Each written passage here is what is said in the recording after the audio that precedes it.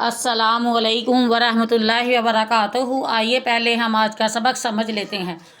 عقل مند آدمی جب آسمان و زمین کی پیدائش اور دن رات کے نظام میں غور و فکر کرتا ہے تو اس کو یقین کرنا پڑتا ہے کہ یہ سارا نظام کسی ایک کے ہاتھ میں ہے، جس نے اپنی عظیم قدرت و اختیار سے ہر چھوٹی بڑی مخلوق کی حد بندی کر رکھی ہے۔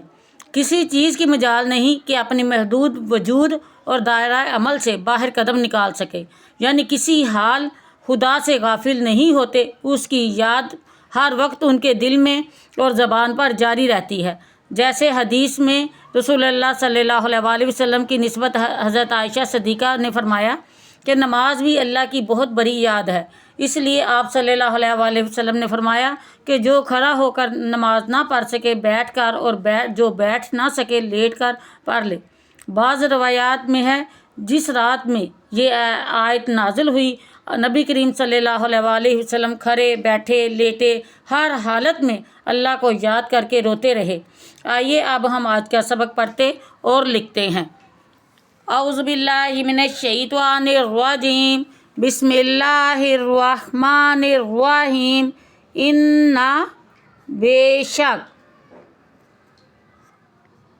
فی بیچ یا میں، خلق السماواتی پیدائش، خلقی پیدائش، خلق السماواتی آسمانوں کی،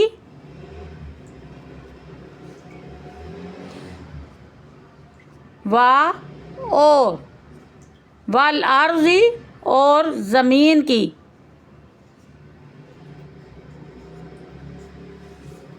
واختلاف اللیل اور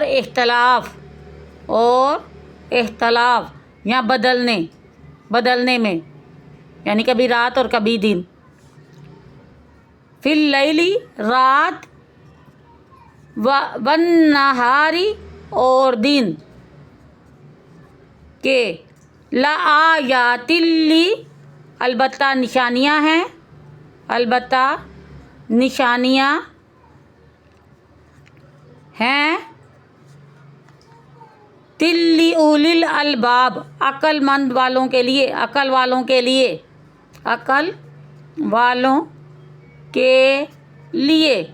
الذین وہ لوگ جو یذکرون ذکر کرتے ہیں یا یاد کرتے ہیں، یذکرون اللہ تعالیٰ کو قیاما و کھڑے، اور قعودا و بیٹھے، اور علی اوپر، جنوبہم اپنی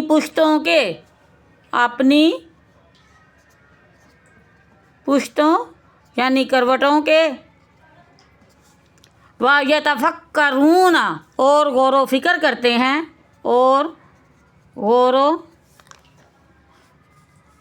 کرتے ہیں، فی بیچ خلق السماواتی پیدائش آسمانوں،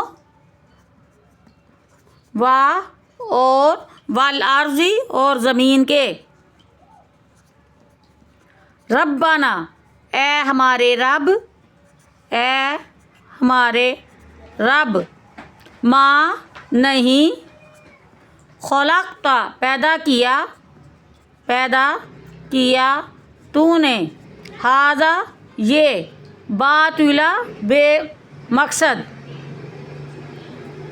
یا فضول، سبحانک پاک ہے تو، فقنا پس بچا ہم کو، عذاب النار آگ کے عذاب سے۔ آئیے اب ہم اپنا سبق ایک دفعہ دہرا لیں۔ ان فی خلق السماوات والارض واختلاف اللیل وَالنَّهَارِ لَآيَاتٍ لِّأُولِي الْأَلْبَابِ الَّذِينَ يَذْكُرُونَ اللَّهَ قِيَامًا وَقُعُودًا وَعَلَىٰ جُنُوبِهِمْ وَيَتَفَكَّرُونَ فِي خَلْقِ السَّمَاوَاتِ وَالْأَرْضِ رَبَّنَا مَا خَلَقْتَ هَٰذَا بَاطِلًا سُبْحَانَكَ فَقِنَا عَذَابَ النَّارِ۔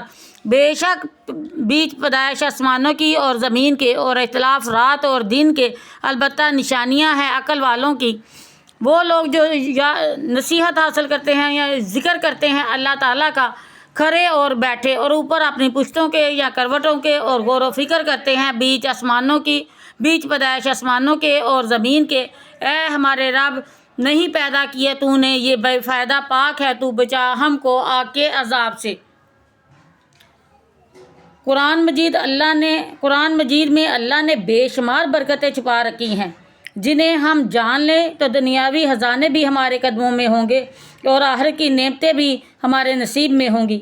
افسوس ہم نے قرآن کو محض ثواب کی کتاب بنا لیا ہے، لیکن حقیقت یہ ہے قرآن مجید ہدایت، شفا، رزق اور کامیابی کا سرچشمہ ہے۔ جب کوئی بندہ قرآن مجید کو محض تلاوت کے لیے نہیں بلکہ علاج اور وظیفہ سمجھ کر پڑھتا ہے تو اللہ تعالیٰ فرشتوں کو حکم دیتے ہیں کہ اس کی تقدیر بدل دو، اس کے غم دور کر دو۔ اللہ نے قرآن کو نہ صرف ہدایت کی کتاب بنایا ہے بلکہ یہ رزق بھیجنے والی، دلوں کو سکون دینے والی اور مشکلات کو حل کرنے والی کتاب ہے۔ امید ہے آپ کو اس آیت کی سمجھ آ گئی ہوگی۔ یا اللہ، میرا پڑھانا اپنی بارگاہ الہی میں قبول فرما، اور پڑھاتے ہوئے اگر مجھ سے کوئی غلطی ہو جائے تو درگزر فرما، اور اس دنیا فانی سے جو گزر چکے ان کے لیے بہترین صدقہ جاریہ بنا۔ السلام علیکم ورحمۃ اللہ وبرکاتہ۔